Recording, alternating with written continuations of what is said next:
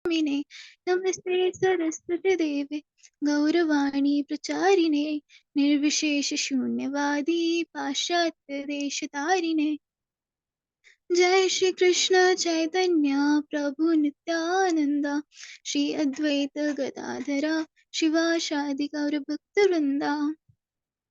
Hare Krishna Krishna Krishna Hare Hare Hare Ram Ram Ram Hare Hare. Hare Krishna Krishna Krishna Hare Hare Hare Ram Ram Ram Hare Hare. Hare Krishna. Thank you Vaishnavi, बहुत अच्छे से मंगलाचरण पढ़ा। हरे कृष्णा, सबका स्वागत है हमारी भक्ति वृक्षा क्लास में, जो कि आई थिंक 2 वीक्स के बाद हो रहा है। लास्ट वीक गुरु महाराज के प्रोग्राम में हम लोग पूरा वीक बिजी थे और उससे पहले कनेक्ट ही नहीं हो पाया था।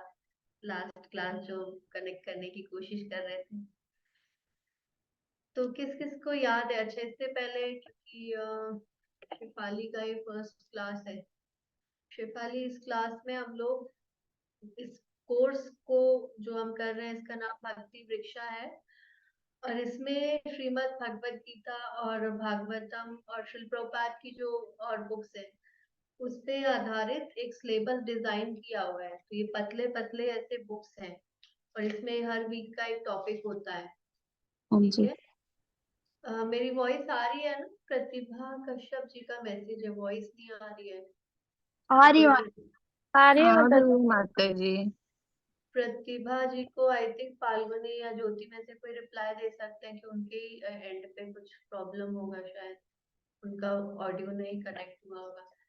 तो ये जो है ये डिजाइन ऐसे किया गया है कि जिनको स्पिरिचुअलिटी के बारे में कोई भी जानकारी नहीं है उनके लिए बेसिक से बिल्कुल स्टार्ट करके टॉपिक्स होते हैं और धीरे धीरे धीरे धीरे एडवांस टॉपिक्स आते जाते हैं।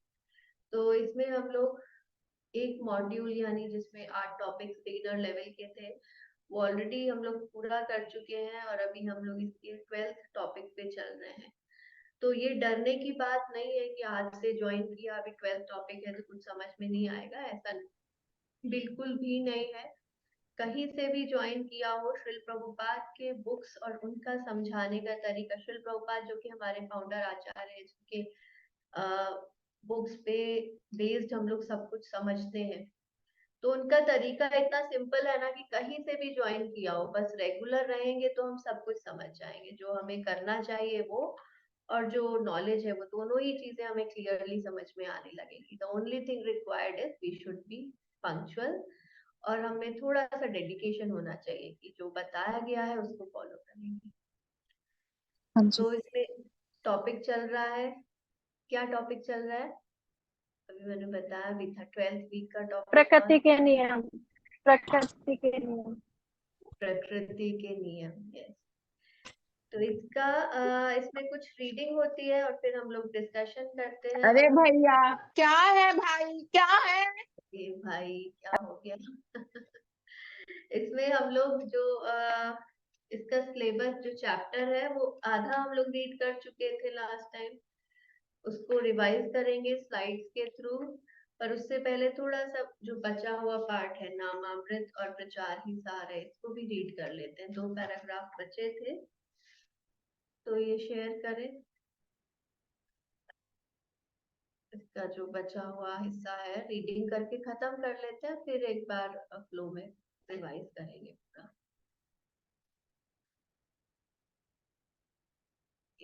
सोनाली ने हैंड रेस किया हुआ है, सोनाली रीडिंग स्टार्ट कर।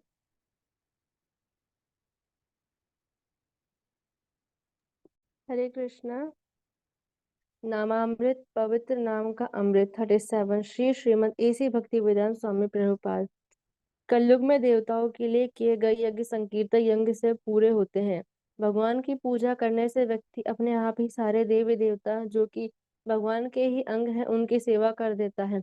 अगर कोई पेड़ की जड़ में पानी डाले तो पेड़ के हर भाग जैसे पत्तियां शाखाएं अपने आप ही संतुष्ट हो जाती है, और अगर कोई पेट को भोजन दे तो शरीर के सारे भाग जैसे पैर हाथ उंगलियां भी पुष्ट हो जाती है। इसी प्रकार श्री भगवान की पूजा करने से व्यक्ति सारे देवी देवताओं को संतुष्ट कर सकता है, लेकिन सारे देवताओं की पूजा करके व्यक्ति भगवान की पूजा पूरी तरह से नहीं कर सकता। इसलिए देवताओं की पूजा अनुचित और असम्मानजनक है। आज के इस कलयुग में देव पूजा करना एक तरह से असंभव है। इस प्रकार आज के युग के लिए श्रीमद् भागवतम ने संकीर्तन यज्ञ सुझाया है। 11.5.32 भागवतम। आज के युग में बुद्धिमान व्यक्ति सारे यज्ञ की पूर्ति सिर्फ हरे कृष्ण कृष्ण कृष्ण हरे हरे, हरे राम राम राम हरे हरे के जप से पूरा कर देते हैं। तस्मिन् तुस्ते जगत तुस्तम। जब भगवान विष्णु संतुष्ट है तो सभी देवता जो कि भगवान के ही विभिन्न अंग है अपने आप संतुष्ट हो जाते हैं। श्रीमद् भागवतम 4.2.35। हरे कृष्णा। आगे का तनीषा रीड कर दो।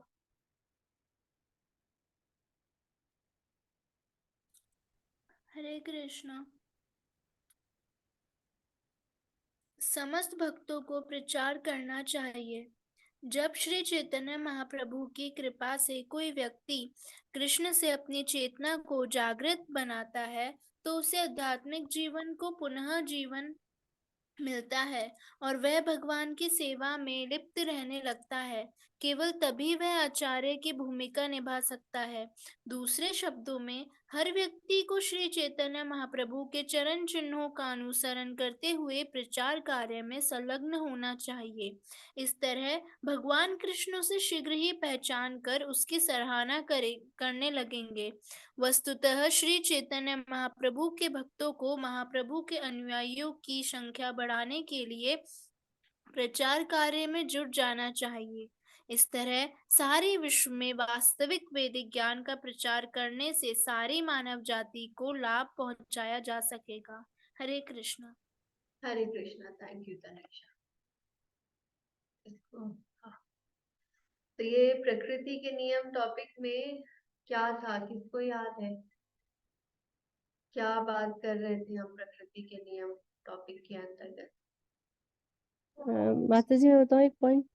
हम्म। ये था कि जो प्रकृति के नियम है वो चाहे कोई माने या ना माने पर सबको फॉलो करने पड़ते हैं, और जो भौतिक नियम जो हम खुद बनाते हैं उनको हम फेर बदल करके अपने मनमाने ढंग से यूज कर सकते हैं, पर प्रकृति के नियम को हम ऐसे नहीं कर सकते। Very good. और क्या था? कौन से नियमों पे हमने डिस्कशन? प्रकृति के नियम जो है वो भगवान के द्वारा नाली खुद के बनाए अलावा, जाते हैं। सोनाली के अलावा एक पॉइंट सोनाली ने बताया। आगे यस तनीषा। हरे कृष्णा माता जी। जो प्रकृति के नियम है वो कभी चेंज नहीं होते क्योंकि वो भगवान कृष्ण द्वारा बनाए गए हैं और उनमें कोई त्रुटि नहीं है। और हमारे नियमों में त्रुटि होती है और वो बदलते रहता है। Very good. और प्रकृति हर के कोई नियम में इस जन्म मृत्यु जरा व्याधि ये चलती रहती है। ठीक है। और रामेश्वरी माता जी? हर कोई ईश्वर का प्राणी है किंतु शरीर से वो भिन्न भिन्न है, और ईश्वर ही सबके परम पिता हैं। वे ईश्वरी। एक पिता के पुत्र तो अनेक हो सकते हैं, लेकिन उनमें कुछ बुद्धिमान होते हैं और कुछ मूर्ख भी होते हैं। तो फिर हमें क्या करना चाहिए? एक बुद्धिमान है और एक मूर्ख है, तो क्या हम मूर्ख वाले को मार सकते हैं? नहीं, हम उनको नहीं मार सकते हैं। और पशुओं को जो बलि के लिए स्वीकृत किया गया है वो भी शास्त्र मत से, ताकि उसको दूसरा जन्म मिल सके, हम्म। लेकिन उसे हम खाने के लिए हम उसको नहीं मार सकते। बिल्कुल। तो ये जो टॉपिक हमारा आया ना, प्रकृति के नियम, ये इम्पोर्टेंट टॉपिक है क्योंकि इसमें हमें बताया जा रहा है कि एक तो हम लोग जैसे अभी बहुत सारे लोगों से मिलते हैं जो भक्ति को मानते ही नहीं है, जो कहते हैं कि मुझे विश्वास ही नहीं है भगवत गीता में, मैं नहीं मानता। या हम तो बस यही मानते हैं कि भगवान का नाम लेना आवश्यक भी नहीं है, हम सबके लिए अच्छा काम करते हैं, उतना ही काफी है। किसी मंदिर में जाने की, पूजा करने की आवश्यकता नहीं है। बहुत सारे ऐसे लोगों से हम लोग मिले हैं। या बहुत सारे लोग मनमाने ढंग से जो मन में आता है खाते हैं, जैसा मन में आता है आचरण करते हैं और कहते हैं कि किसने देखा आगे क्या होगा। ऐसे लोगों से मिलते हैं ना, किसने देखा? इसका कोई प्रूफ तो है नहीं कि आगे चल के हमें इनका कर्म फल मिलेगा नहीं मिलेगा, अगला जन्म होगा नहीं होगा, क्या पता। तो प्रकृति के नियम टॉपिक की ही बात समझाने के लिए है कि हम चाहे मानते हो या ना मानते हो, हम चाहे जानते हो या ना जानते हो, पर ये जितना भी सारा संसार है ये भगवान ने बनाया है, और भगवान की ही एनर्जी है मटेरियल नेचर। प्रकृति, प्रकृति means material nature, energy of Krishna. तो ये कुछ रूल्स के अकॉर्डिंग हम लोगों को कंट्रोल करती है। तो जैसा एग्जाम्पल अगर हम लेके चले, अच्छा ज्योति स्लाइड्स भी साथ में हम शेयर कर सकते हैं, तो स्लाइड्स में पूरा एक साथ रिवाइज हो जाएगा। स्लाइड्स में बहुत क्लियरली बातें हमारे दिमाग में बैठ जाती है। Hare Krishna, Hare Krishna. प्रकृति के नियम अत्यंत सूक्ष्म है और बड़ी ही चतुरता से लागू किए जाते हैं, चाहे लोग इसे जाने व न जाने। कोई एक चींटी भी नहीं मार सकता है, मारने की जिम्मेदारी से स्वीकार करनी होगी। यहाँ तो पॉइंट यही है कि हमें चाहे पता हो ना हो, उदाहरण के लिए हम क्या ले सकते हैं, जैसे कोई हम नए जगह पे गए या कोई व्यक्ति बिल्कुल गांव से आया किसी शहर के अंदर, उसने आज तक ट्रैफिक लाइट्स देखी ही नहीं है, उसको पता ही नहीं है कि ऐसी कोई चीज है कि लाल बत्ती पे रुकना है, हरी बत्ती पे चलना है, उसको नहीं मालूम। तो वो अभी यहाँ पे शहर में आया, वो अपने मनमाने ढंग से चलता ही जा रहा है, लाल बत्ती हो गई फिर भी वो क्रॉस कर रहा है रोड को। तो पुलिस वाला उसको पकड़ेगा या नहीं पकड़ेगा, आप बताएं?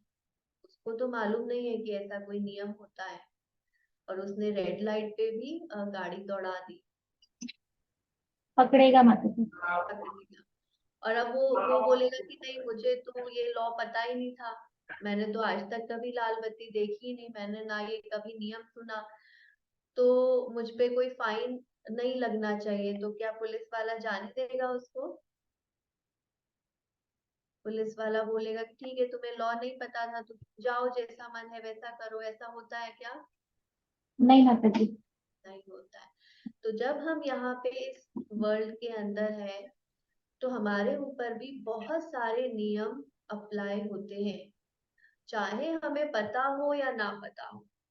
पर क्योंकि हम इस संसार में हैं, तो उन नियमों से हम बच नहीं सकते।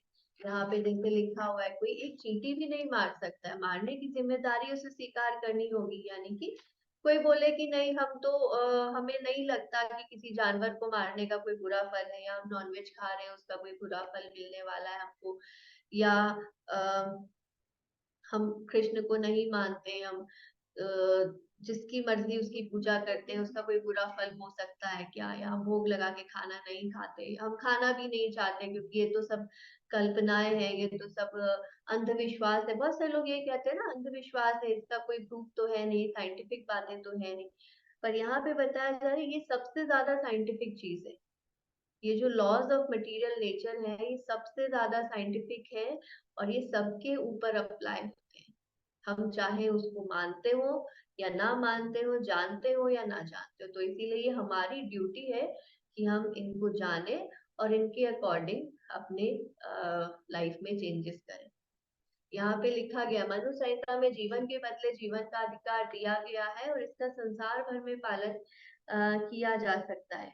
तो मनु संहिता की बात यहाँ पे आई थी कि कोई बोल सकता है कि भाई हमें तो चींटी मारने का भी फल मिलेगा, और फल अलग अलग तरह से कर्म फल मिलते हैं।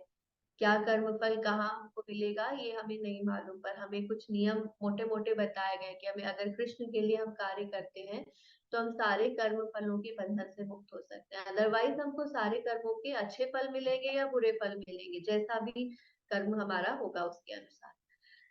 तो ये एक उदाहरण दिया गया है। अगली स्लाइड में इसको क्लियर किया जाएगा, मनुस्मृति मनुस्मृति वाले। अगले स्लाइड पे चलते हैं ज्योति।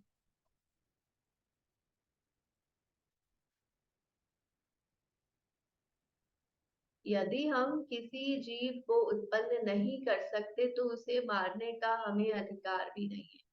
क्योंकि बहुत सारे लोगों को ऐसा लगता है कि जानवर भी तो मारते हैं ना दूसरे जानवरों को, कोई शेर भी तो किसी जानवर को ही मार के खा रहा है, तो क्या उसको भी दंड मिलेगा? तो मनु संहिता कहती है कि हमने क्योंकि किसी को उत्पन्न नहीं किया, किसी भी जीव को मारने का अधिकार हमारा नहीं, और ये मनु संहिता के जो नियम है मनुष्यों पर लागू होते हैं, सारे मानव समाज पर ये नियम लागू होते हैं। हमने पिछली बार एक चीज डिस्कस की थी, कंसेप्ट डिस्कस किया था जिसका नाम था जीवो जीवस्य जीवनम। किसको याद है वो उसका अर्थ? जीवो जीवस्य जीवनम क्या था?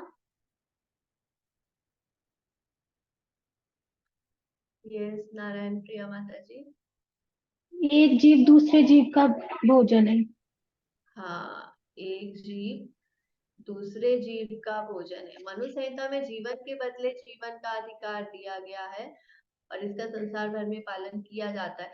और इसी तरह से आहार के लिए दूसरे जीवों को छूट है कि कोई जीव जो है वो किसी पशु को मार के भी खा सकता है, किसी एनिमल को खाने के रूप में खा सकता है, पर ऐसी छूट मनुष्यों को नहीं दी गई है। मनुष्यों के लिए ये नियम नहीं बनाया गया कि हम किसी को भी मार के खा सकते हैं। अगर हमने एक चींटी को भी मारा तो उसका फल हमें भुगतना पड़ेगा। यहाँ पे लिखा है यद्यपि मानव निर्मित नियमों में दोष रहते हैं किंतु ईश्वरीय नियमों से दोष नहीं रह सकते। ईश्वरीय नियम के अनुसार किसी पशु की हत्या मनुष्य की हत्या के ही समान दंडनीय है। ये बात हमें मन में बिठा लेनी चाहिए कि हम चाहे मच्छर को भी मार रहे हैं तो भी उसका दंड मिलेगा। ये नियम प्रकृति ने बनाया। जैसे हम पिछली बार देख रहे थे कि जो मनुष्य नियम बनाते हैं ना उसमें चेंजेस कर लेते हैं कि ठीक है कहीं पे थोड़ा रिश्वत दे दिया नियम चेंज करने के लिए, पर ये प्रकृति के नियमों के साथ नहीं हो सकता। तो प्रभुपाद इस पूरे ये जो टॉपिक जो हमने पढ़ा प्रकृति के ऐसे तो बहुत सारे नियम है, पर यहाँ पे जिनकी विशेष रूप से चर्चा प्रभुपाद ने की है वो नियम यही है कि हमें जो 4 रेगुलेटिव प्रिंसिपल्स हैं उनका सख्ती से पालन क्यों करना चाहिए, और दूसरा कि किसी पशु की हत्या करके क्या उसको खाना ठीक है, क्या नॉनवेज खाना अलाउड है, क्या ये सिर्फ टेस्ट की बात है, क्या ये सिर्फ चॉइस की बात है कि हमें नॉनवेज पसंद है तो हम खा सकते हैं, क्या ये ऐसा परफेक्टली फाइन है? तो वो ही समझाया जा रहा है कि नहीं है। बाकी प्रकृति के नियमों का टॉपिक नहीं आ रहा है यहाँ पे, विशेष रूप से इसी बात पे डिस्कशन हो रहा है, तो इसको आगे और समझाएंगे। अगले स्लाइड पे चलते हैं।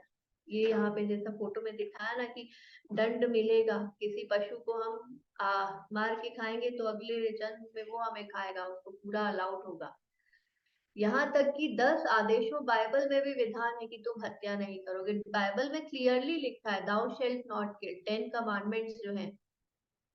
तो लोगों ने क्या उसको चेंज कर लिया, क्रिश्चियंस ने दाउ शेल्ट नॉट किल में उन्होंने बना लिया कि मैं मनुष्यों को तो नहीं मारता हूँ लेकिन पशुओं को मारना अलाउड है। बहुत सारे बड़े बड़े स्लॉटर हाउसेस खोल लिए, बहुत सारे बड़े बड़े मतलब कत्ल खाने जो होते हैं जहाँ पे देख ले कोई तो वो खाए भी ना कभी। किस तरह से जानवरों को वहां पे मारा जाता है, वो अगर देख ले तो सारा वो बटर चिकन का टेस्ट वही खत्म हो जाएगा।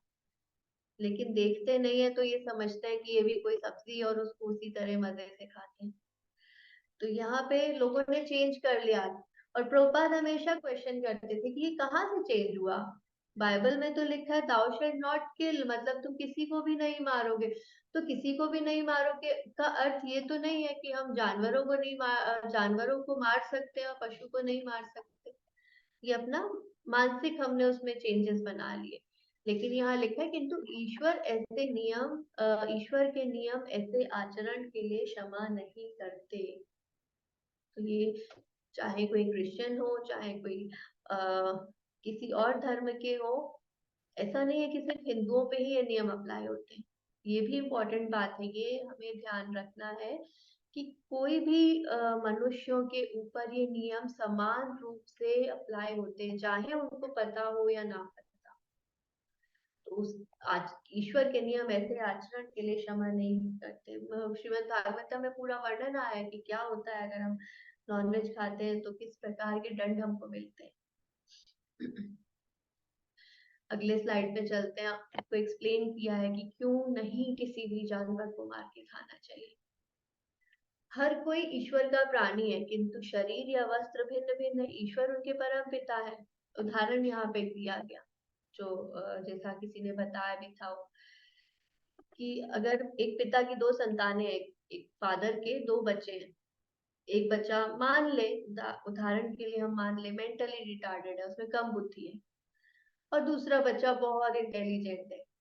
तो दूसरा बच्चा अपने पिता को आके प्रपोजल देता है कि पिताजी ये काम धाम का तो है नहीं, सारा दिन खाता है और ऊपर से इसकी सेवा अलग करनी पड़ती, तो क्यों ना हम इसको मार डालें। तो पिताजी बहुत खुश हो जाएंगे। क्या कितना अच्छा प्रपोजल किया, मैं भी यही सोच रहा था। ऐसा होता है क्या कि 2 बच्चों में से जो कम बुद्धिमान है उसको मारेंगे तो हम पिता हमारे प्रसन्न होंगे? नहीं माता जी। नहीं होता। तो बिल्कुल यही बात है यहाँ पे, हर कोई ईश्वर का प्राणी। यहाँ पे भगवत गीता क्लियर करती है, हम बीज प्रद पिता। भगवत गीता में श्लोक आता है, भगवान भगवत गीता में अर्जुन को घोषित करते हैं कि 84 लाख योनियां सभी मेरी संतानें हैं। ऐसा नहीं है कि भगवान सिर्फ हमारे ही पिता हैं, सिर्फ मनुष्यों के ही पिता है। कुत्ते, बिल्ली, चींटी, गाय, मच्छर, पेड़ पौधे, सब कुछ भगवान से ही आ रहे हैं। तो अगर हम किसी को भी मारते हैं तो भगवान हमसे प्रसन्न नहीं होते, भगवान को अच्छा नहीं लगता। तो इसीलिए इस बात पे हमें ध्यान देना चाहिए कि हम जो अपने आहार के रूप में खा रहे हैं, हालांकि जीवो जीवन से जीवनम है कि हम किसी ना किसी जीवित चीज को ही अपने आहार के रूप में ग्रहण करते हैं। पर अगला कंसेप्ट यहाँ पे बताया गया है कि हमारे लिए भगवान ने कोटा निर्धारित किया है। मनुष्यों के लिए भगवान ने कोटा निर्धारित किए गए, मनुष्यों को फल फूल पेड़ पौधे ही उनका आहार है। जानवरों को मार के जो व्यक्ति खाएंगे, भगवान उनसे कभी भी प्रसन्न नहीं होंगे। और भगवान प्रसन्न नहीं होंगे, ये एक पॉइंट है। दूसरा पॉइंट यह है कि उसका कर्मफल उनको भुगतना ही पड़ेगा, क्योंकि प्रकृति के नियमों में किसी के लिए छूट नहीं है। ऐसा कोई भी संसार में नहीं कह सकता कि हमें तो हमारे ग्रंथ में जैसे है ना, एक त्योहार आता है जहाँ पे लोग बकरे काटते हैं, कि हमारे तो ग्रंथ में लिखा है कि बकरे काट के खा सकते हो। तो ये कोई लॉजिक नहीं चलने वाला। ये सबके ऊपर नियम समान रूप से अप्लाई होता है। तो ये बात हमें ध्यान रखने की है। आगे इसी को और एक्सप्लेन किया गया है कि हमें क्या खाना चाहिए, वो किस पे आधारित है। अगले स्लाइड पे चलते हैं। सारी की सारी भगवान ने भगवत गीता में अर्जुन को घोषणा की, सारी की सारी 84 लाख योनियां मेरी संतानें और मैं उनका वीर दाता जनक हूँ। मतलब सारे के सारे प्राणी भगवान के द्वारा ही आ रहे हैं। जीव परम पिता के अंश स्वरूप है और वे भगवान द्वारा प्रकृति के गर्भ में स्थापित किए जाते हैं। आध्यात्मिक जीवन शाकाहारी होने का प्रश्न नहीं है, अभी तो उच्चतर ज्ञान को समझने का है। तो ये अब बात दूसरा पॉइंट है कि हमने कहा कि पेड़ पौधे भी भगवान का अंश है, पेड़ पौधे में भी जीवन है। तो फिर हम पेड़ पौधों को कैसे खा सकते हैं? वो भी तो किसी को मारना ही हुआ, कैसे खा सकते हैं? उसका पाप नहीं लगेगा क्या? कौन बताएंगे, पेड़ पौधों को खाने का पाप हुआ या नहीं हुआ? माता जी लगेगा। मैं बताऊं, हाँ लगेगा। फिर हमें क्या करना चाहिए? भोग भगवान लगा को के खाना चाहिए। प्रकृति के नियमों की जब हम बात कर रहे हैं, एक सेकेंड, प्रकृति के रूल्स की जब हम बात करते हैं तो वहां पे भगवत गीता में ही भगवान ने बोला है, 3rd चैप्टर में, यज्ञ शिष्ट सिनः संतो मुच्यन्ते सर्व किल्बिष पूजन्ति ते त्वगम पापम। श्लोक मुझे आधा लास्ट का नहीं याद आ रहा है। पॉइंट ये है, वहां पे बताया गया है कि पेड़ पौधे भी खा रहे हैं अगर, और बिना भगवान को अर्पित किए खा रहे हैं तो भी हम पाप ही खा रहे हैं। इसीलिए यहाँ पे लिखा है कि आध्यात्मिक जीवन शाकाहारी होने का प्रश्न नहीं है, अभी तो उच्चतर ज्ञान को समझने, मतलब स्पिरिचुअलिटी का अर्थ ये नहीं है कि अब हम सिर्फ वेजिटेरियन बन गए तो हम स्पिरिचुअल नॉलेज समझ गए। बहुत सारे ऐसे संस्थाएं हैं, बहुत सारी ऐसी संस्थाएं हैं जो कहती हैं कि ठीक है हमारी संस्था से आप जुड़े हैं तो वेजिटेरियन बनना है। वो आपने शायद कभी नोटिस किया हो, दीवारों पे ना स्लोगन लिखे रहते हैं, शाकाहारी बनो। एक बहुत फेमस है हमारे मथुरा की साइड, तो उनका बड़ा नाम है, या जयपुर में भी मैंने बहुत देखा है उनके बड़े बड़े स्लोगन लिखे हुए, शाकाहारी बनो। तो वो लोगों को शाकाहारी बनने की प्रेरणा दे रहे हैं, लेकिन उसके आगे उनका ज्ञान पता है क्या है, कि भगवान की पूजा मत करो। ये फैक्ट है, मतलब मैं ऐसे उन संस्था के लोगों से मिली हूँ जो यही नॉलेज दे रहे कि शाकाहारी बनो, वो अच्छी बात है, पर फिर भगवान को मत मानो। उनके घर में उनके फॉलोअर्स के यहाँ पे भगवान का फोटो तक नहीं रख सकते वो लोग। मैं जब मिली थी ना, मतलब हमारे घर के ऊपर ही एक इस तरह के रहते हैं व्यक्ति जो उनके फॉलोअर है, घर पे आके उन्होंने बताया कि हमारे यहाँ पे हम भगवान का एक पिक्चर भी नहीं लगा सकते, ये हमारे गुरु अलाउ नहीं करते। हमारे गुरु कहते हैं कि हमारा फोटो रखो, हम ही भगवान है, और वो शाकाहारी बनने के लिए प्रेरणा दे रहे हैं लोगों को। तो spirituality is not about being vegetarian. आध्यात्मिक जीवन शाकाहारी होने का प्रश्न नहीं है। आध्यात्मिक जीवन मतलब हमें भगवान से कनेक्ट होना है, तो भगवान से कनेक्ट होने के लिए हमें वो करना है जो भगवान ने करने के लिए बताया। और भगवान ने बताया कि हमारा भोजन जो है ना, वो है तो पेड़ पौधे, पर वो भी अगर बिना मुझे अर्पित किए खाओगे तो वो भी पाप खाओगे। तो पॉइंट हमारे लिए ये है कि भगवान को भोग लगा के खाना इम्पोर्टेंट है। अगर हम वो नहीं खा रहे हैं तो भी हम प्रकृति के नियम के अनुसार जो कर्मफल है वो हमें भुगतना पड़ेगा। जब हम खाना बनाते हैं ना, वेजिटेरियन भी सही, जब हम दालें बनाते हैं, चावल बनाते हैं, बहुत सारे तब भी जीव हत्याएं हमसे होती हैं। फिर उसका क्या करें हम लोग, उसको तो हम अवॉइड ही नहीं कर सकते ना। कितने सारे कीड़े मकोड़े मर जाते हैं खाना बनाते हुए। तो उसके लिए हमें चिंता करने की आवश्यकता नहीं है अगर हम भगवान को भोग लगा के भोजन करते हैं। तो पॉइंट यही है कि अगर भगवान को भोग लगा के भोजन करें तो वो खाना जो है वो आध्यात्मिक चेतना को विकसित करने वाला बन जाता है। तो हमें इस नियम का विशेष ध्यान रखना चाहिए। बहुत सारे इस्कॉन के अंदर तो बहुत सारी मतलब हजारों हजारों भक्तों की स्टोरीज है जहाँ पे वो भक्ति में आए कैसे, उनसे पूछा जाए कैसे आए आप कृष्णा कॉन्शियसनेस में, उनका यही आंसर होता है कि बस हम प्रसाद खाया करते थे, कोई कहीं पे प्रोग्राम चलता था, हम हर हफ्ते वहां जाते थे, प्रसाद खाते थे, और प्रसाद खाते खाते हमारा हृदय परिवर्तन हो गया, हमारा ट्रांसफॉर्मेशन हो गया। सो दिस प्रूव्स, मतलब ऐसे ये कोई काल्पनिक बातें नहीं हो रही है। मैंने पहले भी कहा कि जो भी हम मटेरियल नेचर के जो भी हम रूल्स को डिस्कस कर रहे हैं सारे साइंटिफिक है, ये सारे प्रूवन है। तो ये जो रूल है कि हम जो खाते हैं ये हमारे कॉन्शियसनेस को अफेक्ट करता है, और प्रसाद खाएंगे तो हमारा स्पिरिचुअल जो कॉन्शियसनेस है वो डेवलप होगा। हजारों हजारों भक्त इसका प्रूफ है कि जिनको कोई नॉलेज नहीं थी, सिर्फ भगवान का प्रसाद रेगुलर बेसिस पे खाया और धीरे धीरे करके चैंटिंग करना शुरू किया, और आज वो बहुत अच्छे भक्त बन चुके हैं। तो उच्चतर ज्ञान को समझना है। उच्चतर ज्ञान तभी समझ में आएगा जब हम वो खाएंगे जो भगवान ने हमें खाने के लिए बताया। अगला स्लाइड।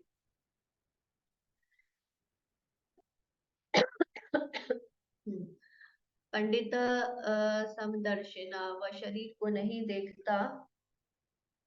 अब ये बता कि उच्चतर ज्ञान का लक्षण क्या है, कैसे पता चलेगा,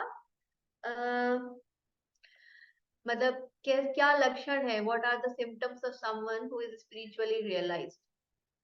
क्या लक्षण है, बताया कि पंडित बन जाता है। वो पंडित कौन होता है, पंडित वो होता है जो समदर्शिना, समदर्शिना मतलब समान रूप से देखता है। किसको, वो समान रूप से देखता है विद्वान, ब्राह्मण, हाथी, कुत्ता तथा गाय। ये श्लोक है भगवत गीता में कि सारे ही प्राणियों को समान रूप से देखता है। समान देखने का अर्थ है वो ये जानता है कि जितने भी प्राणी हैं वो सारे भगवान के ही अंश हैं।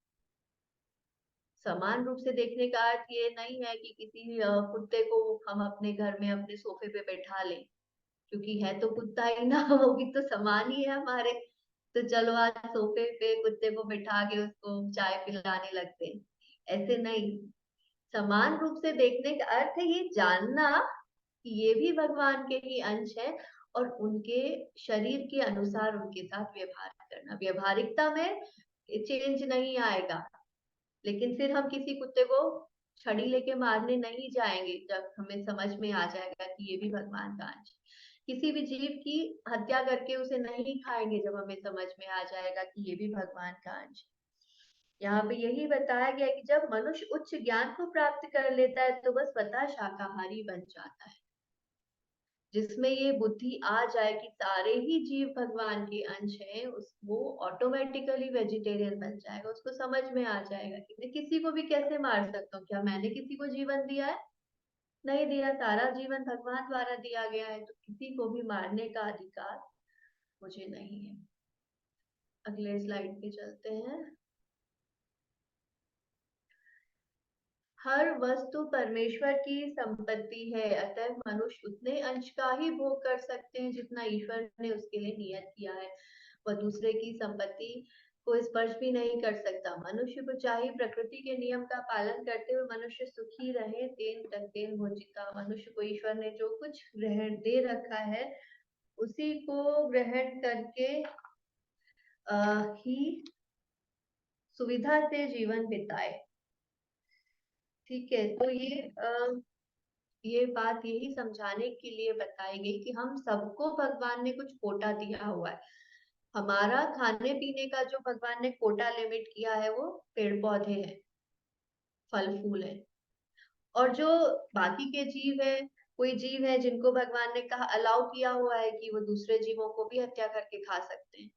तो मनुष्य को ये चाहिए कि जो हमारे लिए कोटा भगवान ने निर्धारित किया हुआ है ना, जितना हमें भगवान ने परमिशन दिया हुआ है, हम उन्हीं चीजों का उपभोग करें। अगर हम उससे ज्यादा चीजों को लेने जाएंगे, जैसे यहाँ पे बात चल रही है वेजिटेरियन, नॉन वेजिटेरियन, शाकाहारी, मांसाहारी, तो कभी भी कोई भी और जीव, कभी आपने शेर को नहीं देखा होगा कि अगर हम उसको बहुत अच्छा मलाई कोफ्ता रख दे तो वो खाने लग जाएगा, कभी नहीं होगा। या किसी गाय को बटर चिकन खिलाने लगे तो वो खाने लग जाएगी, कभी भी नहीं होगा। बाकी के सारे जीव जो है वो अपने अपने कोटा के अनुसार ही चीजों का उपयोग करते हैं। उनको ऐसे कभी लालच नहीं आता। शेर के सामने बहुत बढ़िया वाला पिज्जा आ जाएगा ना, फिर भी शेर को कोई लालच नहीं आएगा कि ये पिज्जा बहुत टेस्टी है, चलो मैं आज पिज्जा खा लेता हूँ, नहीं आएगा। पर हम मनुष्यों के अंदर ये बात नहीं, हम चाहते हैं कि पिज्जा भी मिल जाए और बटर चिकन भी खा ले, एग करी भी खा ले, सब कुछ खा ले। तो अगर हम इस तरह से करेंगे तो हम यानी प्रकृति के नियम का उल्लंघन कर रहे हैं। और प्रकृति के नियम का उल्लंघन, जैसे हमने रेड लाइट का एग्जाम्पल लिया था, हमें चाहे मालूम हो कि हम रेड लाइट पे हमें रुकना है या नहीं मालूम हो, पर फाइन लगेगा ही लगेगा। तो प्रकृति के नियमों का उल्लंघन करेंगे तो उसका हमें दंड मिलेगा ही मिलेगा। तो वैदिक आदेश का हमको पालन करना ही चाहिए। जितना भगवान ने हमारे लिए कोटा निर्धारित किया गया है उसको ही हमें ग्रहण करना है और उसी के अनुसार हमें सुविधा से जीवन व्यतीत करना है। अगला स्लाइड। क्योंकि और वस्तु परमेश्वर की संपत्ति है, तब मनुष्य उतने अंश का ही भोग कर सकता है, वह दूसरे की संपत्ति को स्पर्श भी नहीं कर सकता। और ईशोपनिषद से ये श्लोक है, ये जो अभी हम जिस श्लोक के आधार पर डिस्कशन कर रहे हैं ना, ईशोपनिषद एक उपनिषद है जिसपे श्रील प्रभुपाद ने कमेंट्री लिखी हुई है। तो उन्होंने समझाया है और ये हम ऑलरेडी डिस्कस कर चुके हैं कि दूसरे की कोटा की चीजों को हमको एक्सेप्ट नहीं करना चाहिए। जो हमारे लिए आवश्यक है वो भगवान ने हमें दिया हुआ है। जितनी हवा चाहिए, जितना पानी चाहिए, जितना भोजन चाहिए, सब कुछ भगवान ने हमें दिया है। सारे जीवों के लिए भगवान ही दे रहे हैं, हमें ऐसा नहीं करना है। प्रभुपाद एक उदाहरण देते हैं, इसी ईशोपनिषद में प्रभुपाद ने एक उदाहरण दिया हुआ है कि जैसे अनाज की एक बोरी है, कहीं किसी ट्रक में अगर जा रही हो और अनाज की वो बोरी गिर जाए रास्ते में, तो कोई चिड़िया आएगी, वो थोड़ा बहुत दाने चुग के ले जाएगी, कोई गाय आएगी थोड़ा सा खा के चली जाएगी, पर कोई मनुष्य आएगा तो वो सोचेगा कि पूरी अनाज की बोरी को मैं अपने घर में रख लेता हूँ, आगे के लिए काम आएगी। तो ये मनुष्य का स्वभाव है, इसको नहीं करना। पॉइंट यही है कि जितना हमारे लिए निर्धारित है वो हमें ग्रहण करना, दूसरे की संपत्ति पर अपना अधिकार जमाने का प्रयास नहीं करना। One should not accept other things knowing where to whom they belong. तो फिलहाल यहाँ पे डिस्कशन इसी पर्सपेक्टिव में चल रहा है कि जो भोजन की बात है, हमारे लिए भोजन का कुछ निर्धारण किया गया, उसी को ही हमें ग्रहण करना है। तो ये हमारा वो टॉपिक था, प्रकृति के नियम। अब एक और इम्पोर्टेंट टॉपिक जो है वो अभी हमने जिसमें से रीड किया था, नामामृत, पवित्र नाम का अमृत, और उसमें आया था देवताओं के बारे में। तो देवताओं के बारे में हम लोग पहले भी कई बार डिस्कशन कर चुके हैं। तो दो उदाहरण आप ही बताएं, क्या हमें देवताओं की पूजा करनी चाहिए? पहले प्रश्न ये है कि क्या हमें सारे देवी देवताओं की पूजा करनी चाहिए? क्या क्या लगता है? नहीं, नहीं ये दो माता जी, अकेला नहीं करनी चाहिए। नहीं करनी चाहिए। अभी जैसे नवरात्रे गए थे, तो नवरात्रे में हमें दुर्गा देवी के लिए विशेष रूप से हवन करना, माता रानी के जगराते में जाना, विशेष रूप से व्रत रखना, ये सब करने की आवश्यकता है या नहीं है? नहीं है या माता फिर जी। नहीं है? भौतिक आवश्यकताओं की पूर्ति के लिए किया जा सकता है। भौतिक आवश्यकताओं की पूर्ति के लिए, ठीक है, इस पे भी हम थोड़ा डिस्कस करेंगे। अब प्रश्न ये है कि जिन्होंने कहा नहीं करनी चाहिए, उनका तो है, ऐसे कोई है जिनको लगता है कि करनी चाहिए? जैसे कि हनुमान जयंती पे हनुमान जी की, गणेश चतुर्थी पे गणेश जी की, और सोमवार को शंकर जी की, मंगलवार को हनुमान जी की, और शनिवार को शनिदेव की, ऐसे नहीं करनी चाहिए माता जी। नहीं करनी चाहिए जब हम माता जी। कृष्ण की पूजा करते हैं तो उसके अंतर्गत सबकी हो जाती है। नहीं माता जी, अगर इनकी पूजा करके हम कृष्ण की भक्ति मांगते हैं तो कर लेनी चाहिए। सुषमा माता जी इसलिए करने, हाँ इसलिए करनी चाहिए कि उनसे भक्ति मांगने के लिए। कोई ऐसे हैं जिनको अब ऐसा डाउट आता है, जैसे मैं बोलूं अगर कि मेरे घर में तो सालों से हो रही है, सालों से हम लोग नवरात्रों का व्रत रखते आए हैं, पिछले 20 सालों से, 25 सालों से, और अब हम व्रत रखना छोड़ेंगे तो फिर माता रानी नाराज भी तो हो सकती हैं। क्या लगता है? नहीं, माता रानी नाराज नहीं होंगी। अगर हम कृष्ण के भक्त हैं तो बिल्कुल नाराज नहीं होंगी। कृष्ण के भक्त हैं तो बिल्कुल नाराज नहीं। Very good. तो ये यहाँ पे दो बातें, दो उदाहरण से प्रभुपाद समझा रहे हैं। वैसे तो हमने कई बार अलग अलग तरह से अलग अलग श्लोकों के आधार पे समझा है कि देवताओं की पूजा करने की आवश्यकता नहीं है, क्योंकि कलयुग के अंदर भगवान की पूजा या संकीर्तन यज्ञ, जैसे यहाँ पे तो यज्ञ का फोटो लगा है, संकीर्तन यज्ञ यानी भगवान के नाम का जप करना, उससे सभी देवी देवता संतुष्ट हो जाते हैं। और इसको समझाने के लिए दो उदाहरण प्रभुपाद बार बार देते थे। पहला उदाहरण है जो कि श्रीमद् भागवतम में खुद ही आया है। श्रीमद् भागवतम के चौथे स्कंद के 31वें अध्याय 40 नंबर श्लोक, यथा तरोरुर मूल निषेचन।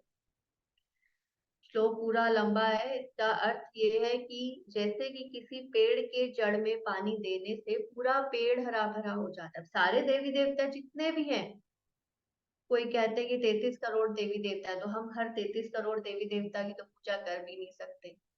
जितने भी हैं वो सारे हैं तो भगवान के अंश ही, उनको भगवान ने ही उस सेवा में नियोजित किया है। कोई देवता को भगवान ने फाइनेंस का डिपार्टमेंट दिया है, कोई देवता को भगवान ने रेन का डिपार्टमेंट दिया है, कोई देवता को भगवान ने वायु का डिपार्टमेंट दिया है। जो भी है, जितने भी देवी देवताएं हैं, वो भगवान ने ही उनको वहां पे वो सेवा दी है। तो अगर हम भगवान कृष्ण को प्रसन्न करते हैं तो ये पेड़ की जड़ में पानी डालने के समान है। सारे के सारे ऐसे देवता, ऐसी देवियां जिनके नाम हमको पता भी नहीं होंगे, वो भी हम पे कृपा कर देंगे अगर हम कृष्ण की भक्ति करते हैं, कृष्ण को प्रसन्न करने का प्रयास करते हैं। तो पेड़ मतलब कॉमन सेंस की बात है ना, एक पेड़ है और पेड़ की बहुत सारी पत्तियां हैं, हजारों पत्तियां हो सकती है पेड़ के अंदर। एक एक पत्ती को अगर हम लेके पानी डालने जाएं तो पहली बात तो वो पूरा एक दिन भी शायद पर्याप्त नहीं होगा, एक एक पत्ती पे पानी डालेंगे तो।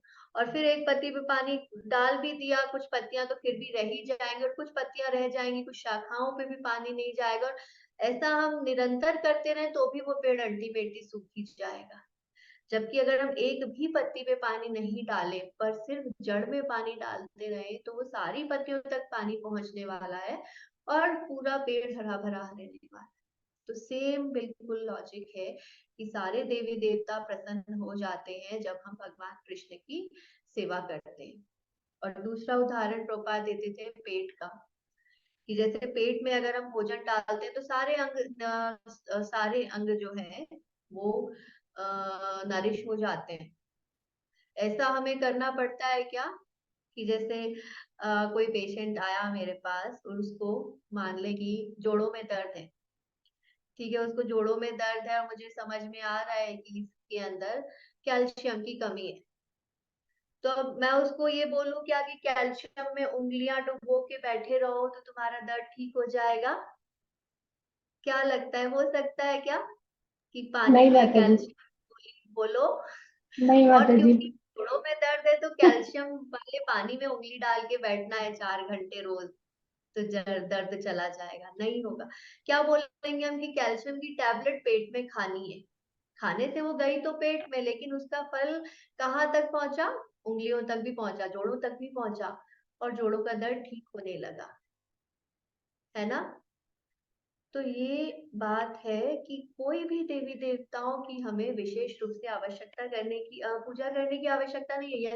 यस्मिन् तुष्टे जगत तुष्टम, यदि भगवान संतुष्ट है तो हर कोई संतुष्ट है। और ये घटना सबको पता है, जो गोवर्धन लीला अभी आने वाली है कार्तिक में, वहां पे क्या हुआ था? इंद्रदेव की पूजा करते थे सारे ब्रजवासी पहले, तो भगवान ने बोला कि इंद्रदेव की विशेष रूप से पूजा करने की आवश्यकता नहीं है, गोवर्धन तो स्वयं भगवान का स्वरूप है, इन्हीं की पूजा करो, यही तुम्हारे को फल फूल दे रहे हैं, तुम्हारी गायों को भोजन दे रहे हैं। तो सब लोग मान गए ब्रजवासी, उन्होंने गोवर्धन की पूजा की और इंद्रदेव रुष्ट भी हो गए। ये भी बात ध्यान रखनी है, जो देवी देवताओं की पूजा में बहुत अधिक आसक्त रहते हैं उनको ये बात भी ध्यान रखनी है कि देवताओं या देवियों की पूजा में अगर गलती हो जाए ना तो वो खुद नाराज भी बहुत जल्दी हो जाते हैं। कृष्ण की पूजा के साथ ये नुकसान नहीं है, ये ऐसा डर नहीं है अगर हमने ये पूजा नहीं की तो भगवान कृष्ण हमें श्राप दे देंगे। इंद्र को एक बार पूजा नहीं हुई तो इंद्र को क्रोध आ गया कि कैसे मेरी कैसे नहीं पूजा हुई, हर साल तो मेरी पूजा होती थी। इंद्र ने खूब बारिश की, 7 दिन 7 रात निरंतर बारिश की, पर ब्रजवासियों का बाल भी वाका नहीं हुआ। क्यों? क्योंकि भगवान उनकी रक्षा कर रहे थे। तो ये जब हम कहते हैं ना कि इतने समय से अगर हम पूजा करते चले आ रहे थे, मान ले सोमवार का व्रत हम रख रहे थे बहुत सालों से, नवरात्रों का व्रत हम रख रहे थे बहुत सालों से, प्रदोष का व्रत रख रहे थे, मंगलवार का रख रहे थे, बहुत सालों से रखते चले आ रहे थे, और अब हम भक्ति में आ गए तो अब हमसे कहा जा रहा है कि आवश्यकता नहीं है, पर मेरे को तो ट्रस्ट ही नहीं हो रहा क्योंकि मुझे लग रहा है कि भगवान तो ठीक है, कृष्ण पूजा ठीक है, पर अगर हमने अपना जो नियम था वो तोड़ा तो ये देवी नाराज हो जाएंगी, वो देवता नाराज हो जाएंगे। तो ये हमें याद रखना है, ये कन्विंस होना है कि यस्मिन् तुष्टे जगत तुष्टम। यदि भगवान संतुष्ट हो जाते हैं तो कोई भी हमसे नाराज नहीं होता। और एक बात सुषमा माता जी ने बोली थी कि भक्ति मांगने के लिए हम उनकी पूजा कर सकते हैं। दूसरी बात जो थी कि भौतिक लाभ के लिए तो भागवतम कहती है कि अकामो व मोक्ष कामो व, अकाम कोई कामना ना हो, मोक्ष की कामना हो या भौतिक लाभ की भी कामना हो, भगवान कृष्ण सब कुछ दे सकते हैं। ऐसा नहीं है कि भौतिक लाभ के लिए हमें 16 सोमवार या देवी का पाठ ही करेंगे तभी मिलेगा। ध्रुव महाराज की कथा आजकल हम लोग पढ़ रहे हैं सुबह भागवतम में। ध्रुव महाराज को तो शुरुआत में जब वो गए थे तपस्या करने, उनको भौतिक कामना ही थी, उनको एक बहुत बड़ा राज्य चाहिए था जो उनके पिताजी के राज्य से भी बड़ा हो। तो उसके लिए उन्होंने कृष्ण की ही तो पूजा की और कृष्ण ने उनको दिया वो राज्य। तो कोई भी कारण हो, भगवत गीता में भी भगवान कहते हैं 4 तरह के लोग मेरे पास आते हैं, आर्थ आर्थ अर्थार्थी, जिज्ञासु और ज्ञानी। किसी को धन चाहिए, कोई दुख में है, किसी को जिज्ञासा है, किसी को ज्ञान चाहिए, सब कुछ भगवान कृष्ण से हमको मिल सकता है। तो ऐसा कोई एक भी कारण नहीं है जो हमको ये कन्विंस हो पाए हम कि हमें देवताओं की पूजा करने से ही ये लाभ मिलेगा। ये इम्पोर्टेंट चीज हमको याद रखनी है। और अगर हम सिर्फ कृष्ण की प्रसन्नता के लिए कार्य करते हैं तो सारे देवता, सारी देवियां हमसे प्रसन्न हो जाती हैं। इसके प्रूफ बहुत सारे डिवोटीज दे सकते हैं। ऐसे ना हमारे इस्कॉन के अंदर कितने लोग हैं जिनके घर वाले जैसे इनिशियली कि हमारे यहाँ नवरात्रों की फास्टिंग तो होती है, अब कैसे छोड़ देंगे। पर जब हम लोग दीक्षा लेते हैं तो दीक्षा लेने के बाद ये स्ट्रिक्ट है हमारे यहाँ पे कि हम नहीं करते देवताओं की पूजा, देवियों की पूजा, नवरात्रे के व्रत, ये सब नहीं करते हम लोग, क्योंकि हम कन्विंस हो जाते हैं। भगवान कृष्ण कहते हैं ना, माम एकम शरणम व्रजा, की सिर्फ मेरी शरण में आओ, सिर्फ एकमात्र मेरी शरण में आओ, तो वो फॉलो करते हैं। तो कभी कभी घर वालों को ये डर बैठता है कि अरे इन्होंने तो सब छोड़ दिया, पहले तो करते थे अब छोड़ दिया तो अब क्या होगा। कुछ भी बुरा किसी भी एक भक्त के साथ नहीं हुआ है। वो जैसे हम सबके मंदिरों में बहुत सारे फोटोज रखे थे, वो उठा के अपने अंदर रख दिए कि अब हमें नहीं आवश्यकता कि हम अपने मंदिर में देवी जी का भी पिक्चर रखें या गणेश जी की भी पिक्चर रखें, और साथ में किसी किसी के मंदिर में तो साईं बाबा की भी फोटो होती है, शिव जी का फोटो। 50 फोटो पहले ऑल्टर में होते थे, फिर धीरे धीरे करके हमने अंदर रखने शुरू कर दिए कि नहीं, अब हमें भगवान कृष्ण पे ही फोकस करना है, तो इन पिक्चर्स को भी मंदिर में रखने की आवश्यकता नहीं है। तो कभी एक भी भक्त के साथ कुछ बुरा नहीं हुआ है, तो ध्यान में रखना है और कन्विंस होना है। पर दूसरा पॉइंट ये है कि इसका अर्थ ये नहीं है कि हम देवी देवताओं का अनादर करें, क्योंकि कोई कोई डिवोटीज उस मोड में चले जाते हैं कि अरे देवी देवताओं की पूजा नहीं करनी है, तो वो क्योंकि वो भी जीव तत्व है, हम भी जीव तत्व है, तो हम समान हो गए। ये भी नहीं है। देवतागण हमसे बहुत करोड़ों करोड़ों गुना ऊपर प्लेटफॉर्म पे है, तो हमें ये नहीं सोचना है कि वो साधारण व्यक्ति है। बस हम ये कह रहे हैं कि उनकी विशेष रूप से पूजा अर्चना करने की आवश्यकता नहीं है, क्योंकि भगवान कृष्ण की सेवा से, भगवान के नाम जप से, भगवान की प्रसन्नता के लिए कार्य करके इस संसार के सारे देवता देवी प्रसन्न हो जाते हैं। तो किसी को इसमें कोई डाउट है क्या ये पॉइंट में, क्योंकि लोग कन्विंस नहीं होते हैं जल्दी से। कोई ऐसे हैं जो अभी भी डरते हैं? राधे कृष्ण माता जी। यस रवीना माता जी। जी मेरा फर्स्ट दिन ही आपको मैंने आज ही मतलब देखा है। हम्म। तो मेरा ये प्रश्न, जैसे हम हिंदू है हाँ तो मैं हमको गुरु मंत्र जैसा मिला हुआ है, हाँ लेकिन हमारा मन क्या कृष्ण भगवान की ओर बहुत खिंचता है। मेरे घर पे लड्डू गोपाल भी है, मैं उनकी सेवा भी करती हूँ। हाँ। तो आप बताएं क्या जरूरी है, गुरु मंत्र जरूरी है कि कृष्ण की जो माला जपना, जैसे आप बोल रहे हो कृष्ण ही सब कुछ है, तो क्या करूं? मुझे बहुत कंफ्यूजन है इन दोनों में। जो आपके गुरु मंत्र है ना रवीना जी, तो गुरु मंत्र जी की कृपा से ही आपका मन कृष्ण भक्ति में आकर्षित हुआ है। आप जी। ये समझिए कि कोई भी गुरु की कृपा होने का अर्थ, या फिर किन्हीं भी देवता की या देवी की जो विशेष कृपा होती है ना, वो जी विशेष कृपा यही है कि हमारा मन कृष्ण भक्ति में आकर्षित होता है। नहीं तो इस संसार के अंदर करोड़ों जीव है, और भगवान कहते हैं भगवत गीता में करोड़ों लोगों में से कोई एक है जो मुझे भगवान के रूप में जानना चाहते हैं। लेकिन जब इसलिए हम गुरु जी के आपके पास। गुरु मंत्र का आपने जो जाप किया होगा, उसकी कृपा से अभी आपका मन लड्डू गोपाल की सेवा की तरफ आकर्षित हो रहा है।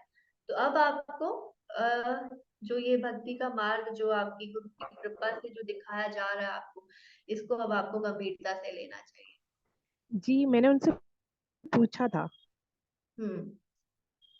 तो उन्होंने बोला कि 2 माला आप गुरुजी की कर सकते हो, बाकी चाहिए तो आप पूरा दिन भले कृष्ण की करो, कोई मना नहीं है। बिल्कुल, तो बस सिंपल है ना। सिंपल है आपके लिए। आपको जी अभी समझ में आ गया, गुरुजी की कृपा से आप कृष्ण भक्ति में आए हैं, तो उनका आप आदर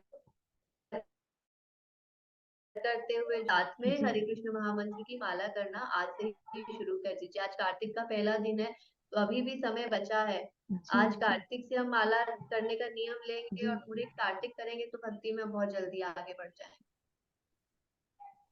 ठीक है, जी ओके रवीना जी। जी। राधे कृष्ण माता यस जी। दीप्ति जी, जी माता जी। अगर हमारे गुरुजी ने जो मंत्र दिया है वो भी कृष्ण मंत्र ही है, जी तो कोई दिक्कत थोड़ी है। नहीं, कोई दिक्कत नहीं है। आप अपने गुरु के मंत्र का चैंटिंग करते रहिए, कोई भी दिक्कत नहीं है। पर साथ में आप हरे कृष्ण महामंत्र की भी माला हाँ, करें, क्योंकि उसका वो भी बेनिफिट करते हैं, वो भी कर नहीं रहे हैं, और मिलता। जी कृष्ण मंत्र भी कर रहे हैं। अच्छा, दूसरी चीज हम ये पूछना चाह रहे थे कि कार्तिक में क्या ठंडे पानी से स्नान करना ही आवश्यक है सुबह जल्दी? नहीं, ऐसे नियमों को हम लोग नहीं लेते। इस पे हम लोग थोड़ा क्लास के एंड में डिस्कशन करेंगे कार्तिक के ऊपर। जी जी जी।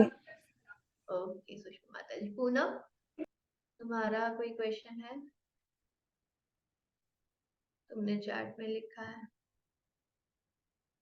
क्या है पूनम का क्वेश्चन? देन व्हाई डू देवी देवता एग्जिस्ट? अच्छा, देवी देवता क्यों है?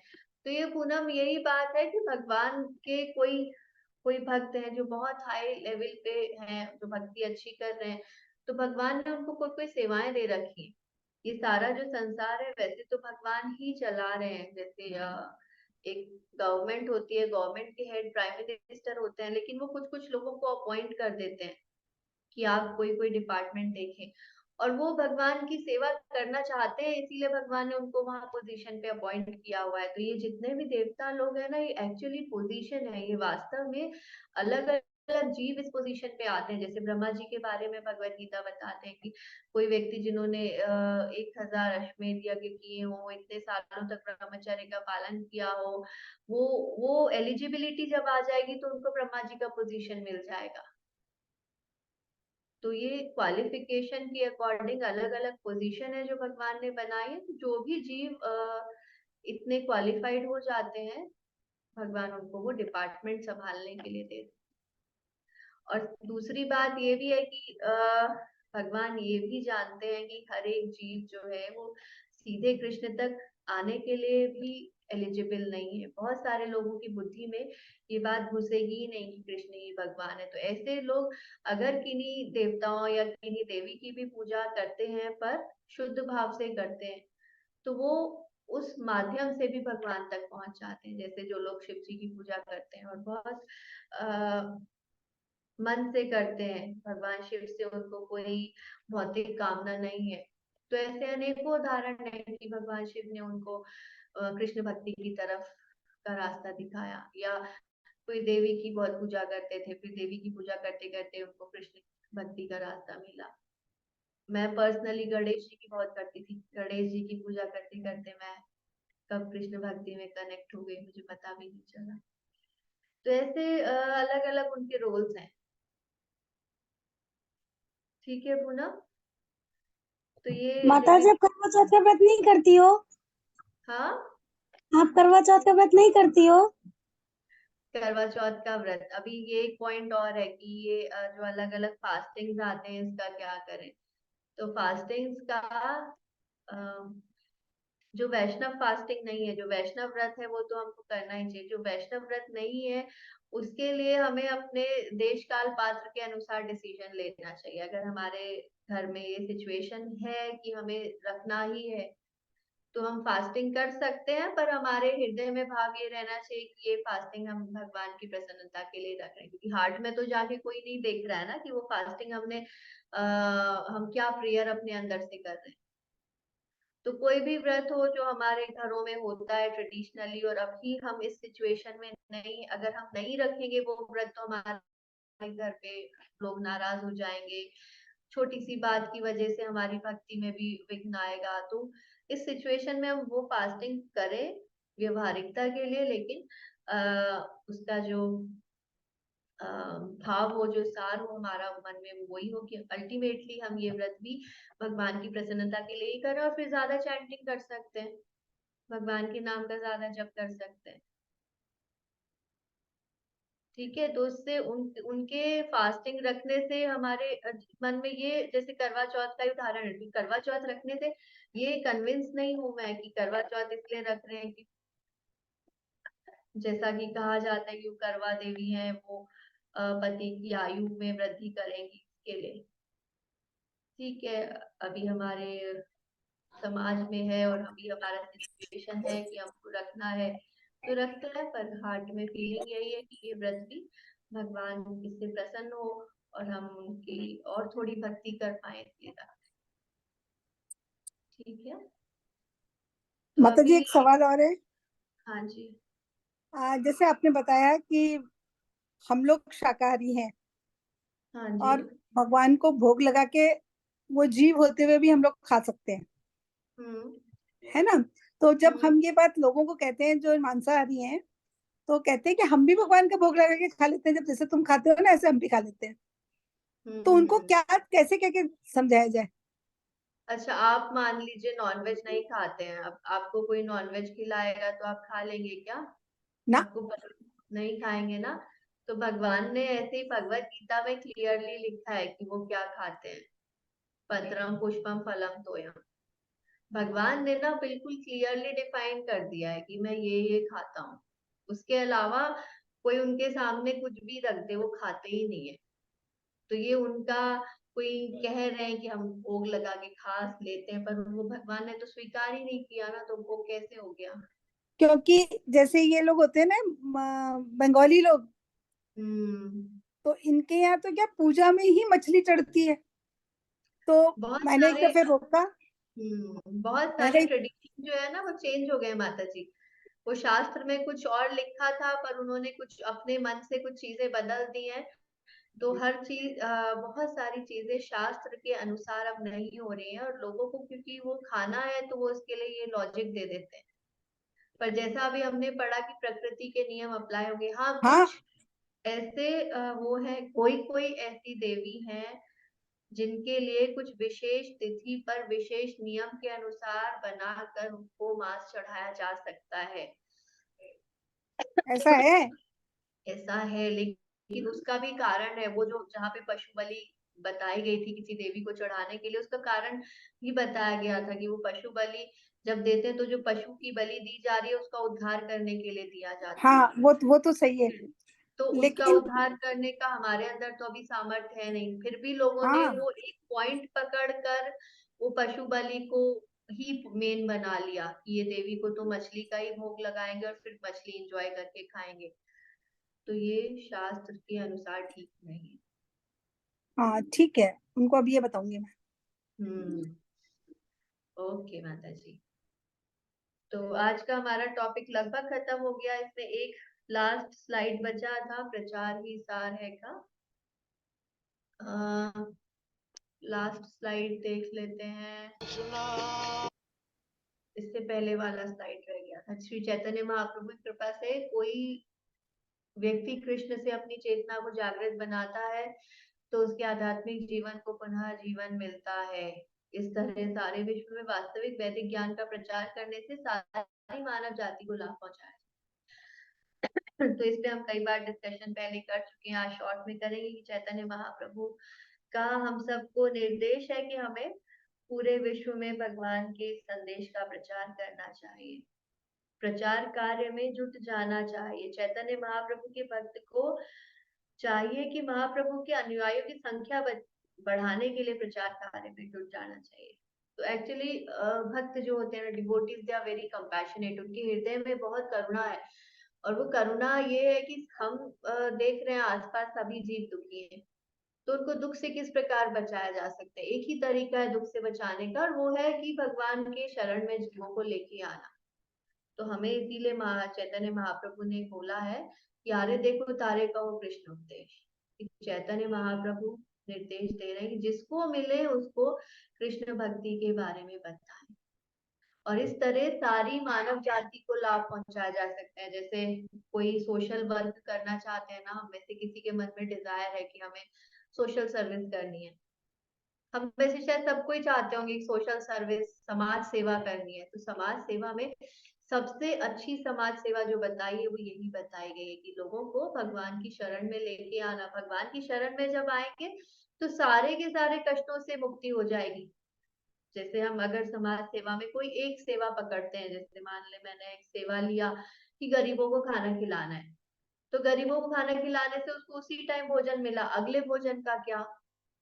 मैंने एक समाज सेवा लिया कि किसी को पानी पिलाना है, तो उस टाइम तो पानी पिलाया, उसकी अगले बार कहाँ से उसको पानी मिलेगा।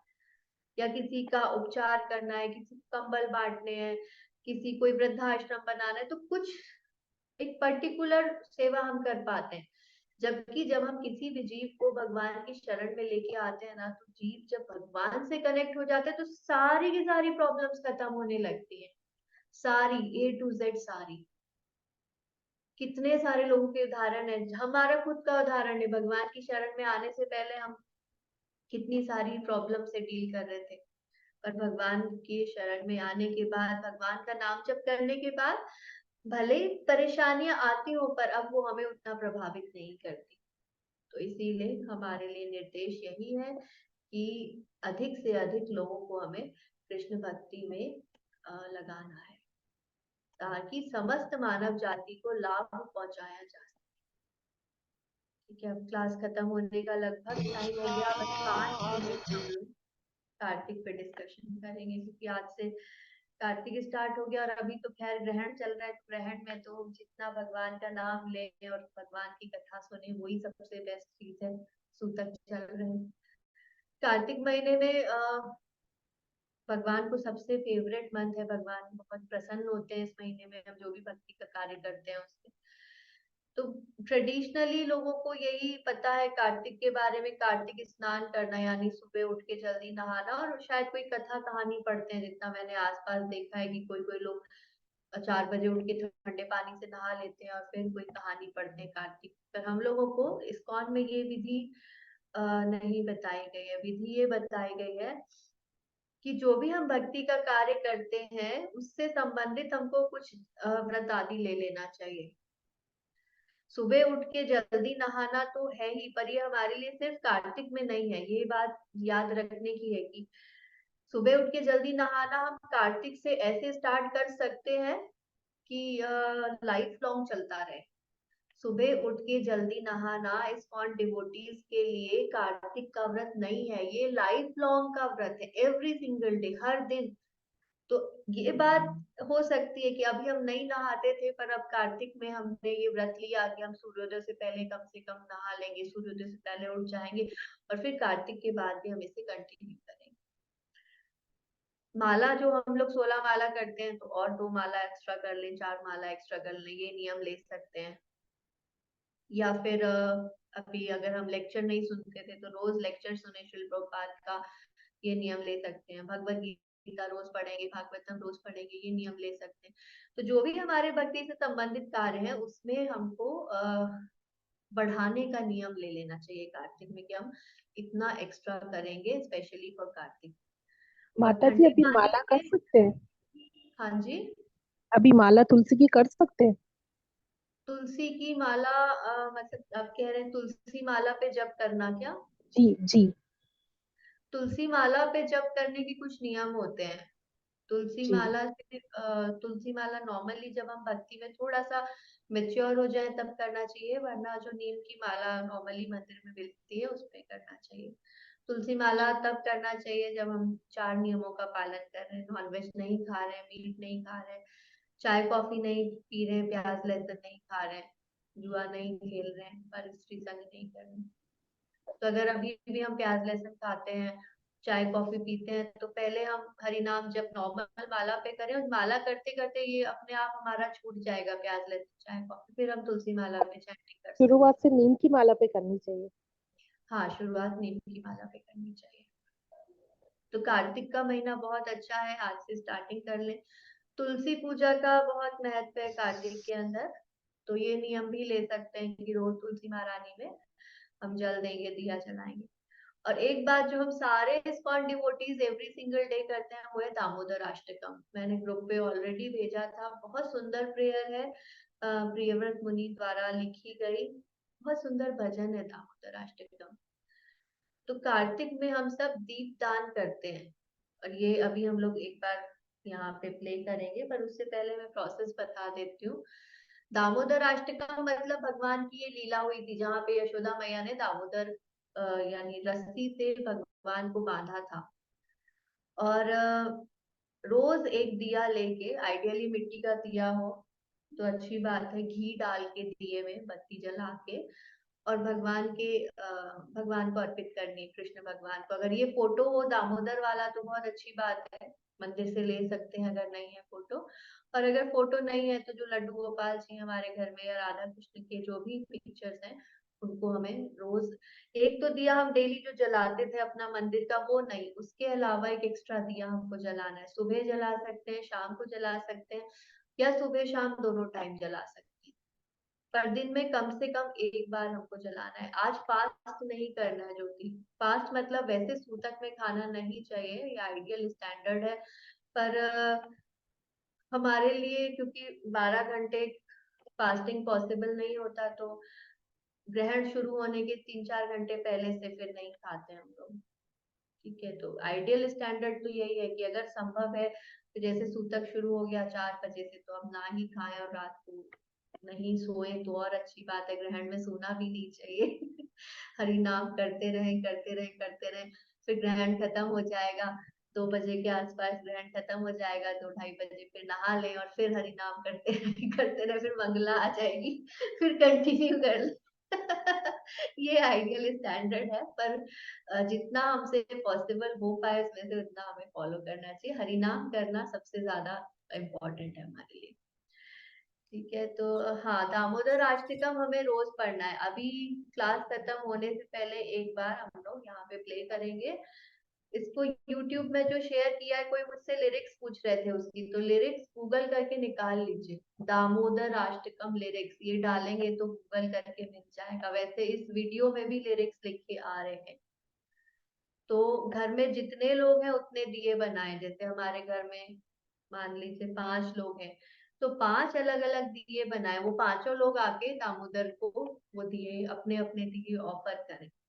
ये प्रोसेस है दामोदर मास में, दीपदान कहा जाता है इसको, दीपदान करने का। एक बात तो ये हुई, दूसरी बात यह है मंदिर में भी दीपदान एवरी सिंगल डे होगा कार्तिक में, बहुत सुंदर होगा, देखने वाला होता है मंदिर में दीपदान, क्योंकि लाइट्स ऑफ कर देते हैं और जैसे दिवाली की लाइटें होती है ना वैसे दिए जलाए जाते हैं, बहुत प्यारा ये कीर्तन होता है दामोदर अष्टकम का।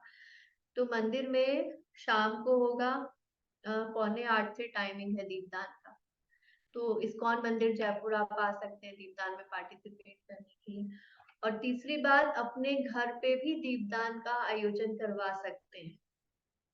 घर पे कोई डिवोटीज आ जाएंगे, ये ज्योति ने फोटो भी दिखा दिया, ये मायापुर का फोटो है दीपदान का। इस्कॉन जयपुर में भी बहुत सुंदर होता है, आप आके देखेंगे एक बार तो पता चलेगा। घर पे भी डिवोटीज आ जाते हैं, दीपदान करवाते हैं, कीर्तन करते हैं और इसका कोई चार्ज नहीं होता है। तो जो भी डिवोटीज चाहें वो अपने घर पे भी दीपदान का आयोजन करवा सकते हैं। इसके लिए बाकी डिटेल्स मेरे से आप पूछ लीजिए, अभी क्लास खत्म करेंगे, लेकिन उससे पहले हम एक बार दामोदर अष्टकम सुनेंगे। यस ज्योति, अभी प्ले कर ले।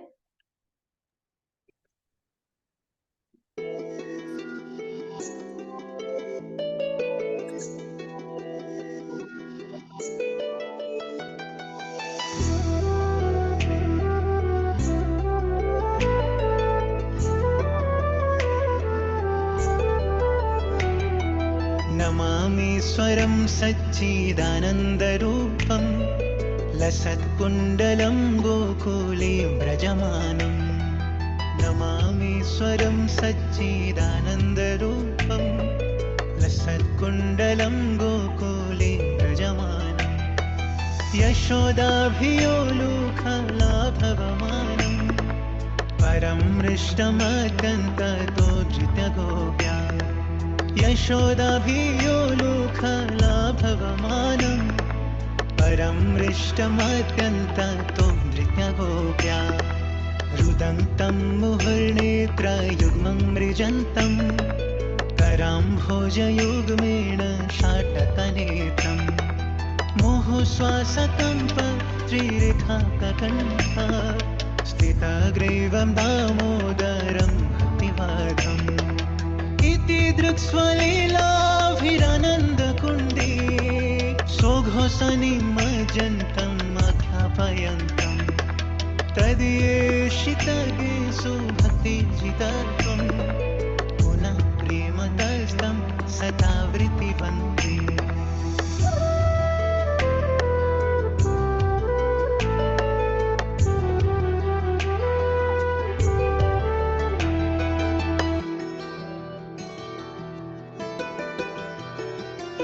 वरं देवमोक्षं न मोक्षावधिं वा न चान्यं वृणेऽहं वरेशादपिह इदं ते वा पूर्णाथ गोपालवालं सदा मे मनस्याभिरष्टां कियन्ने इदं ते वा पूर्णाथ गोपालवालं सदा मे मनस्याभिरष्टां कियन्ने इदं ते मुखं भोजम् अत्यन्तनीळे वृतं कुन्तळे स्निग्धरक्तेश गोप्या मुहुशुम्भितं बिम्ब रक्ताधरं मे मनसाभिराष्टामलं लक्ष्यलाभे नमो देव दामोदर अनन्त विष्णो नमो देव दामोदर अनन्त विष्णो प्रसीद प्रभो दुःखज्वालाभिमग्नं कृपादृष्टिवृष्ट्याति दीनं बतानु विहाणे क्षमामज्ञं मेधशीदृश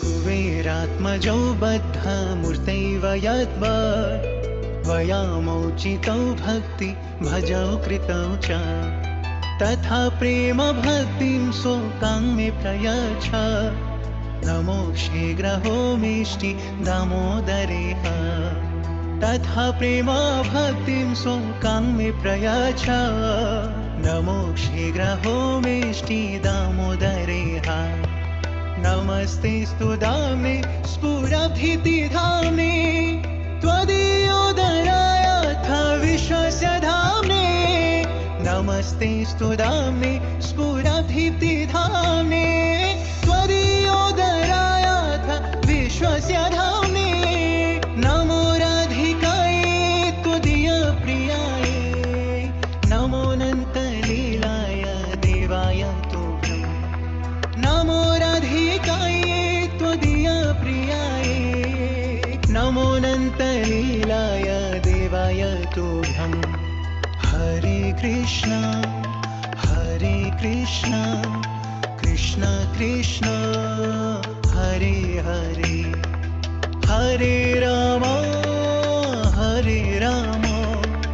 राम राम हरे हरे हरे कृष्ण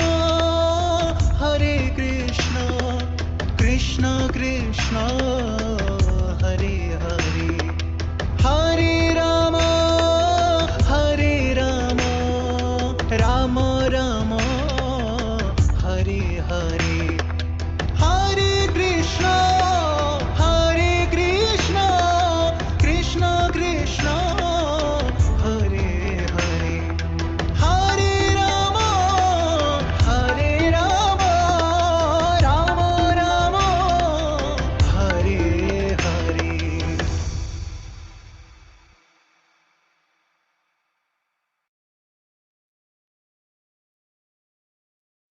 हरे कृष्णा। तो ये हमको डेली करना है, एवरी सिंगल डे। ये कार्तिक का नियम हम सबका फिक्स होता है। नॉर्मली सारे इस्कॉन डिवोटीज इसको पालन करते हैं। तो आज का क्लास अब हम लोग यहीं एंड करेंगे। किसी के कोई क्वेश्चंस है तो मुझे व्हाट्सएप पे मैसेज कर दीजिए या वॉइस मैसेज डाल दीजिए, मैं रिप्लाई कर दूंगी। और क्लास एंड करने के लिए सब लोग अनम्यूट कर लीजिए। श्री प्रभुपाद की जय। हरे कृष्णा हरे कृष्णा कृष्णा कृष्णा कृष्णा हरे हरे हरे राम राम राम राम हरे हरे। हरे कृष्ण हरि बोल। हरि सबको कार्तिक की बहुत सारी शुभकामनाएं और हम इस कार्तिक मास में भक्ति में आगे बढ़े, ऐसा हम सब भगवान से प्रे करें और आप सब हमें आशीर्वाद दें कि हम भी थोड़ी प्रगति कर सकें माता जी, दंडवत प्रणाम। आशीर्वाद से। हरे कृष्णा। हरे कृष्णा माता जी दंडवत प्रणाम, सबका बहुत बहुत धन्यवाद क्लास के लिए समय निकालने। Thank you so much. And कर रही हूँ मैं। हरे कृष्णा। कृष्णा माता जी आज कर सकते हैं घर में? अभी सब कुछ कर सकते हैं। अभी आज के दिन में काफी घंटे बचे हैं, तो जो छूट गया हो, माला छूट गई हो, दीपदान छूट गया हो, जो भी छूट गया हो, अभी पूरा समय है। ग्रहण में और कुछ करने की जरूरत नहीं है, तो जो छूटा है उसको पूरा कर लीजिए। आप तो माता जी कर लिया। माता जी ये नहीं किया था, दिया नहीं जलाया था, कहने लगे कि लग गया। कर दिया लीजिए, अभी समय है। दिया जला सकते हैं? हाँ, कर सकते हैं। ठीक है, एंड कर रहे हो माता जी। हरे कृष्णा। हरे कृष्णा। हरे कृष्ण।